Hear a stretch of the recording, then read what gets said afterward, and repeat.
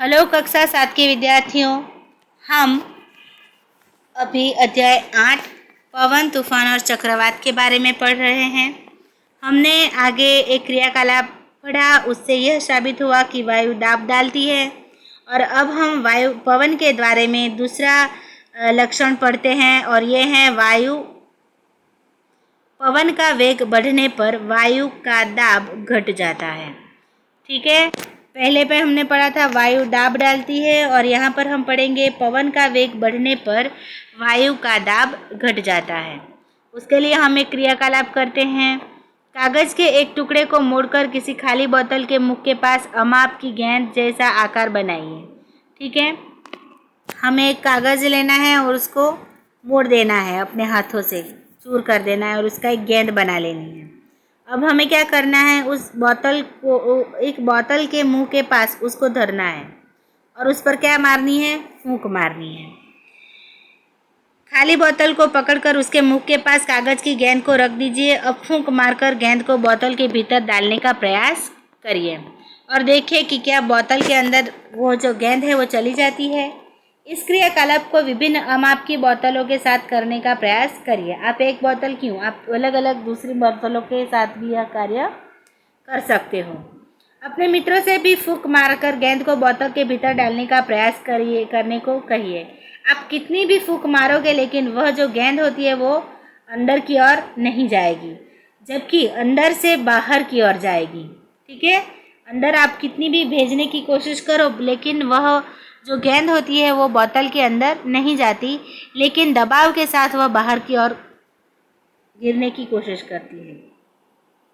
पहली और बुझो जानते हैं कि निम्नलिखित प्रश्न पर विचार किया जाए। कागज़ की गेंद को फूंक मारकर बोतल में डालना कठिन क्यों है, तो इसके बारे में हम आगे बात करेंगे। उससे पहले हम एक और क्रियाकलाप देख लेते हैं, गुब्बारों को फुलाना।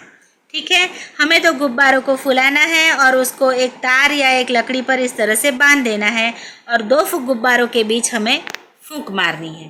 फूंक मारने से क्या होगा, तो फूंक मारने से ये जो गुब्बारे हैं वो जैसे एक दूसरे में चुंबक जड़ा हो इस तरह से एक दूसरे के नज़दीक आने की कोशिश करेंगे। लेकिन क्यों, उसके बारे में भी हम पीछे से बात करते हैं।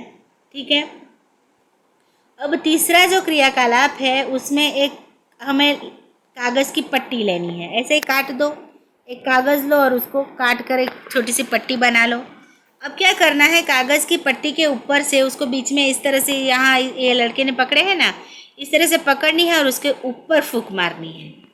ठीक है, उसके ऊपर से फूंक मारनी है। पहले का विचार है कि पट्टी ऊपर उठ जाएगी, जबकि बूझो सोचता है कि पट्टी नीचे झुक जाएगी। अपने प्रेक्षण को सिद्ध करते हैं, तो पहले आपको देखनी है, उसके बाद हम देखेंगे क्या होता है। आइए क्रियाकलाप 8.2, 3 और 4 के प्रेक्षणों को समझने का प्रयास करें। क्या आपके प्रेक्षण आपकी आशा के अनुरूप है? हमें क्या लगता है, हम अगर फूंक मारेंगे तो वो गेंद है वो अंदर चली जाएगी बोतल के अंदर, लेकिन उसके विपरीत वह तो बाहर की ओर धक्के खाकर बाहर गिर जाती है। क्यों? जबकि हम फूंक तो उस दिशा में मार रहे थे। दूसरे में ऐसा है कि जो जो दो गुब्बारे हैं वो अलग अलग उड़ेंगे, लेकिन वो तो हमारे बीच में फूंक मारने से वो एक दूसरे के नज़दीक आने लगे। क्यों? और तीसरी वो जो फूंक मारने वाली वो पट्टी है, तो उसका क्या होता है? क्या आप अनुभव है कि पवन का वेग बढ़ने पर वायु का दाब कम हो जाता है? वो हम वही पढ़ रहे हैं कि जैसे ही हम फूंक मारते हैं तो उधर का वायु का दाब जो है वो कम हो जाता है। जब हम बोतल के मुख पर फूंक मारते हैं तो पहला वाला देखते हैं, तो उसके वायु का वेग अपेक्षाकृत अधिक हो जाता है।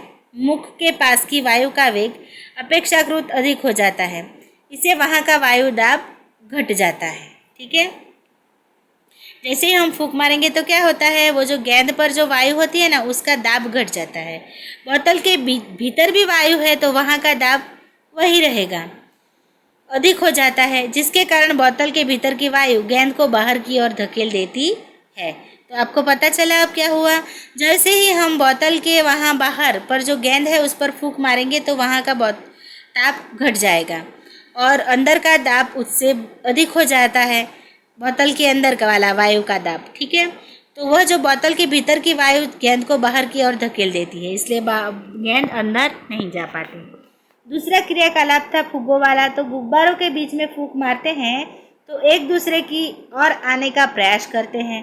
क्यों? क्योंकि उनके बीच की जो हवा है, जो वायु है, उसका दाब घट जाता है। जब गुब्बारों के बीच के स्थान की वायु का दाब किसी तरह कम हो जाए, तब गुब्बारों के दूसरी ओर का दाब उन्हें एक दूसरे की ओर धकेलेगा। ठीक है, समझ में आया? दोनों गुब्बारों की दूसरी ओर वाली जो हवा है, दाब है, वो उन्हें एक दूसरे की ओर धकेलेगा।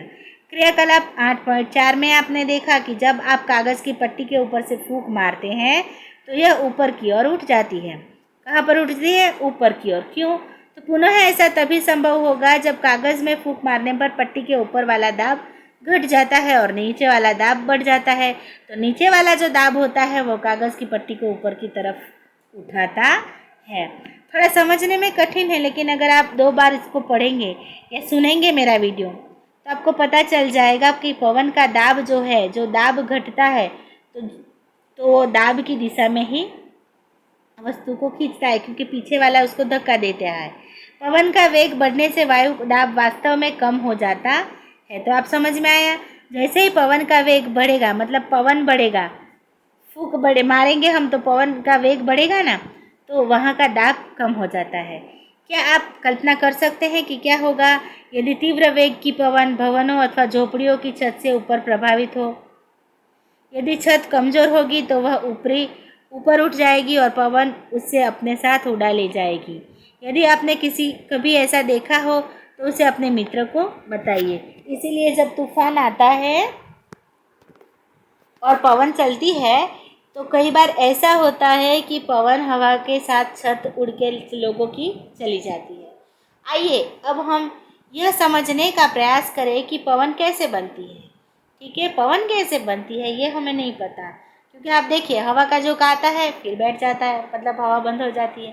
फिर थोड़ी देर के बाद हमारे यहाँ हवा का झोंका आता है, फिर बंद हो जाती है।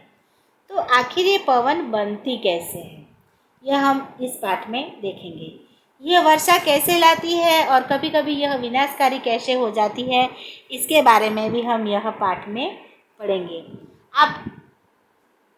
आप यह जानते हैं कि गतिशील वायु पवन कहलाती है, ये तो हमें पता है ना। गतिशील जो वायु होती है वो पवन कहलाती है। वापस से बोले हम लोग, गतिशील वायु होती है वह पवन कहलाती है। पवन सदैव अधिक वायु दाब वाले क्षेत्र से कम वायु दाब वाले क्षेत्र की ओर गति करती है। ये हमने ऊष्मा वाले पाठ में देखा ना, समुद्री लहर और जमीनी लहर के बारे में। तो पवन जो होती है सदैव अधिक वायु दाब वाले क्षेत्र से कम वायु दाब वाले क्षेत्र की ओर गति करती है। समझे? वायु दाबों के बीच जितना अधिक अंतर होगा पवन का वेग उतना ही अधिक होगा। ठीक है, वायु का दाब के बीच जितना अधिक अंतर होगा पवन का वेग भी उतना ही अधिक होगा। लेकिन प्रकृति में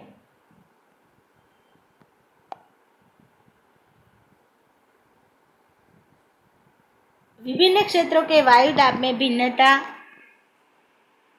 कैसे उत्पन्न होती है? क्या ताप में भिन्नता के कारण ऐसा होता है?